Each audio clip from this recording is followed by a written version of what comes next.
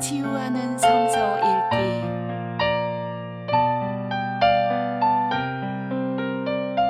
오늘은 에스더 4장에서 7장입니다.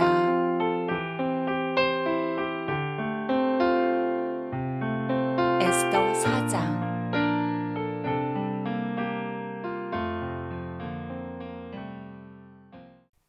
모르드게는 이 모든 일을 알고서 옷을 찢고 굵은 베옷을 걸치고 재를 뒤집어 쓴 채로 성 안으로 들어가서 대성통곡을 하였다.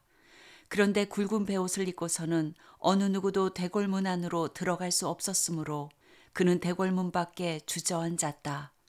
왕이 내린 명령과 조서가 전달된 지방마다 유다 사람들은 온통 탄식하고 금식하며 슬프게 울부짖었다. 모두들 굵은 베옷을 걸치고서 재 위에 누웠다. 에스더의 시녀들과 내시들이 에스더에게 가서 모르드게가 당한 일을 말하니 왕후는 크게 충격을 받았다. 에스더가 모르드게에게 옷을 보내며 굵은 베옷을 벗고 평상복으로 갈아입기를 권하였지만 모르드게는 듣지 않았다.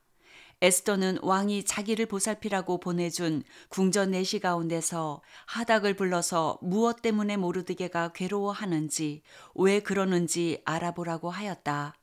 하닥은 대궐문 앞 도성 광장에 있는 모르드게에게로 갔다.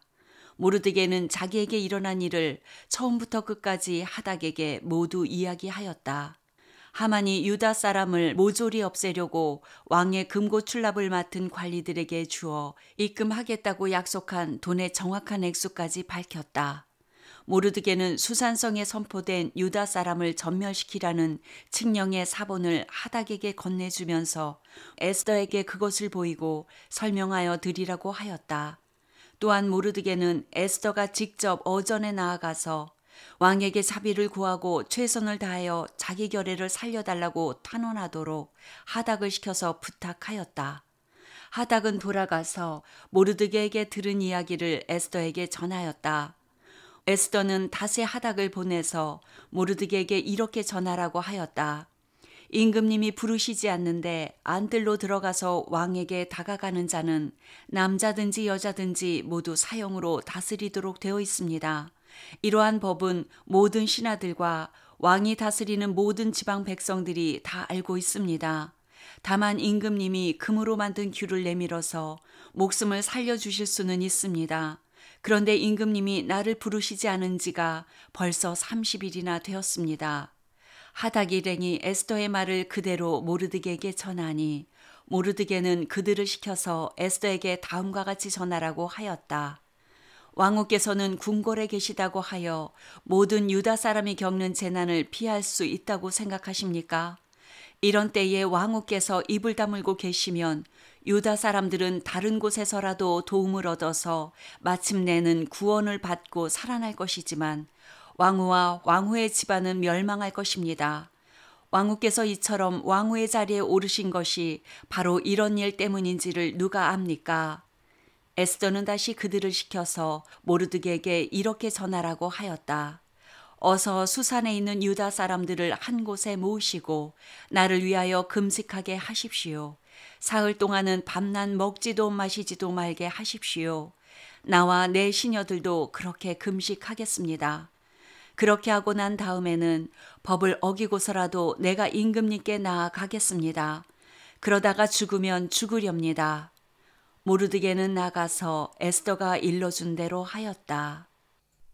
5장. 금식한 지 사흘째 되는 날에 에스더는 왕후의 예복을 입고 대궐 안뜰로 들어가서 대궐을 마주보고 섰다. 그때의 왕은 어전 안의 왕좌에서 문 쪽을 바라보고 앉아 있었다. 왕이 에스더 왕후가 뜰에 서 있는 것을 사랑스러운 마음으로 바라보고 쥐고 있던 금규를 에스더에게 내밀자 에스더가 가까이 다가가서 그 규의 끝에 손을 대었다. 왕이 그에게 말을 건네었다. 웬일이요? 에스더 왕후 무슨 소청이라도 있소? 당신에게라면 나라의 절반이라도 떼어 주겠소. 에스더가 말하였다. 임금님께서 허락하시면 내가 오늘 잔치를 차리고 임금님을 모시고 싶습니다. 하만과 함께 오시면 좋겠습니다. 왕은 곧 명령을 내렸다. 에스더의 말대로 하겠다. 곧 하만을 들라 하여라. 왕과 하만은 에스더가 베푼 잔치에 갔다. 함께 술을 마시다가 왕은 또다시 에스더에게 물었다. 당신의 간청이 무엇이요? 내가 들어주겠소. 당신의 소청이면 나라의 절반이라도 떼어주겠소. 에스더가 대답하였다. 내가 드릴 간구와 소청은 별것이 아닙니다. 내가 임금님께 은혜를 입게 되어 임금님께서 기꺼이 나의 간청을 들어주시고 나의 소청을 받아주시겠다면 나는 내일도 잔치를 차리고 두 분을 모시고 싶습니다. 임금님께서는 하만과 함께 오시기 바랍니다. 그때에 임금님의 분부대로 나의 소원을 임금님께 아뢰겠습니다. 그날 하만은 마음이 흐뭇하여 아주 즐거운 기분으로 대궐을 나섰다. 대궐문을 지나는데 거기에서 문을 지키고 있는 모르드게는 일어나지도 않고 인사도 하지 않았다. 그것을 보고서 하만은 그만 화가 잔뜩 치밀어 올랐지만 꾹 참고 집으로 돌아갔다. 하만은 친구들과 자기 아내 세레스를 불러놓고 자기는 재산도 많고 아들도 많으며 왕이 여러모로 자기를 영화롭게 하여 주고 자기를 다른 대신들이나 신하들보다 더 높은 벼슬자리에 앉혔다면서 그들 앞에서 자랑하였다. 하만은 덧붙여서 말하였다. 그것뿐인 줄 아는가? 에스더 왕후께서 차린 잔치에 임금님과 함께 초대받은 사람은 나 하나밖에 없다네. 왕후께서는 내일도 임금님과 함께 오라고 나를 초대하셨다네. 그러나 대궐문에서 근무하는 모르드게라는 유다 여성만 보면 이런 모든 것이 나에게 하나도 만족스럽지 않네. 그의 아내 세레스와 친구들이 하나같이 하만에게 말하였다. 높이 50자짜리 장대를 세우고 내일 아침에 그 자를 거기에 달도록 임금님께 말씀을 드리십시오. 그런 다음에 임금님을 모시고 잔치에 가서 즐기십시오. 하만은 그것이 참 좋은 생각이라고 여기고 곧 장대를 세우도록 하였다. 6장. 그날 밤 왕은 잠이 오지 않아서 자기의 통치를 기록한 궁중실록을 가지고 오라고 하고 자기 앞에서 소리를 내어 읽게 하였다. 실록에는 대궐문을 지키던 왕의 두넷이 빅다나와 데레스가 아수에로 왕을 죽이려고 한 음모를 모르드게가 알고서 고발하였다는 내용이 기록되어 있었다. 왕이 물었다. 이런 일을 한 모르드게에게 나라에서는 어떻게 대우하였으며 어떤 상을 내렸느냐? 그곳에 있던 시종들이 대답하였다. 나라에서는 그에게 아무런 상도 내리지 않았습니다. 왕이 다시 물었다. 궁궐들에 누가 있느냐? 마침 그때에 하만이 왕에게 자기 집에 세운 장대에 모르드게를 달아 죽일 수 있도록 허락을 받으려고 궁전 바깥들에 와 있었다. 시종들은 하만이 뜰에 대령하고 있다고 대답하였다. 왕이 명령하였다. 들라고 일러라. 하만이 안으로 들어오니 왕이 그에게 물었다. 내가 특별히 대우하고 싶은 사람이 있는데 그에게 어떻게 하면 좋을지 말하여 보시오. 하만은 왕이 특별히 대우하고 싶은 사람이라면 자기 말고 또 누가 있으랴 싶어서 왕에게 이렇게 건의하였다.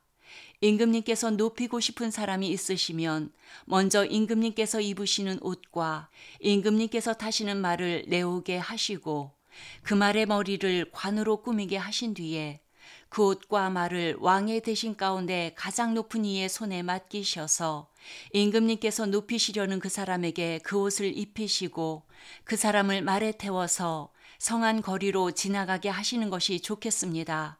말을 모는 신하에게는 임금님께서는 높이고 싶어하는 사람에게 이렇게까지 대우하신다 하고 외치게 하심이 좋을 듯합니다. 왕이 하만에게 명령을 내렸다. 곧 그대로 하시오.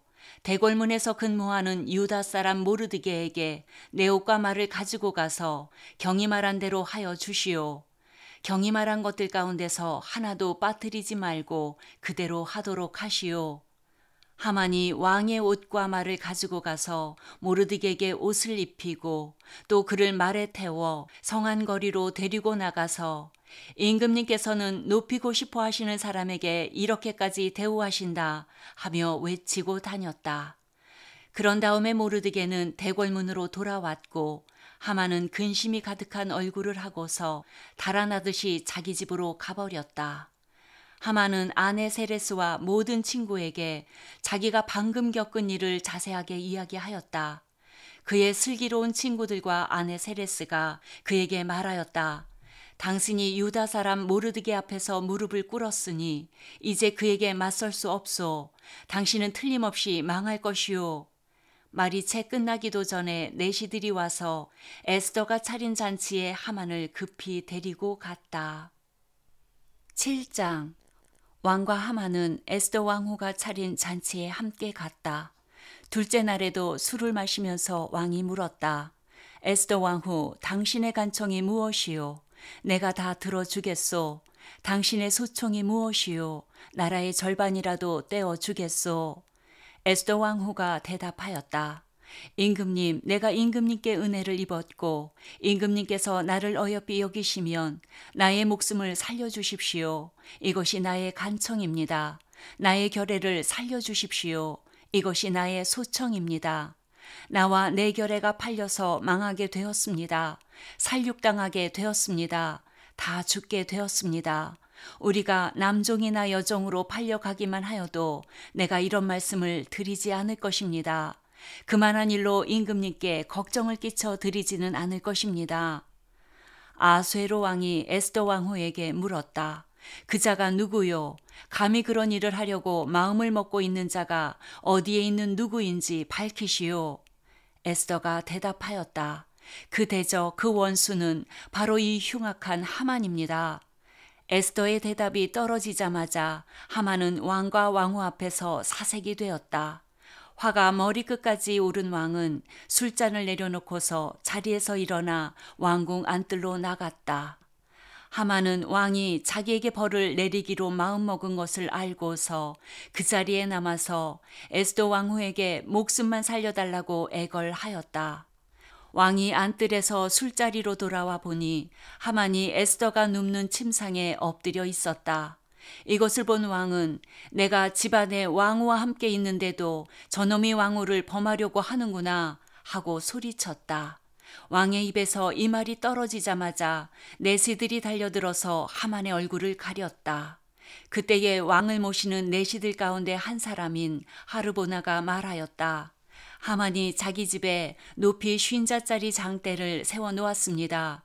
그것은 임금님을 해치려는 자들을 제때에 고발한 모르드게를 매달아 죽이려고 세운 것입니다. 그때에 왕이 명령을 내렸다. 하만을 거기에 매달아라.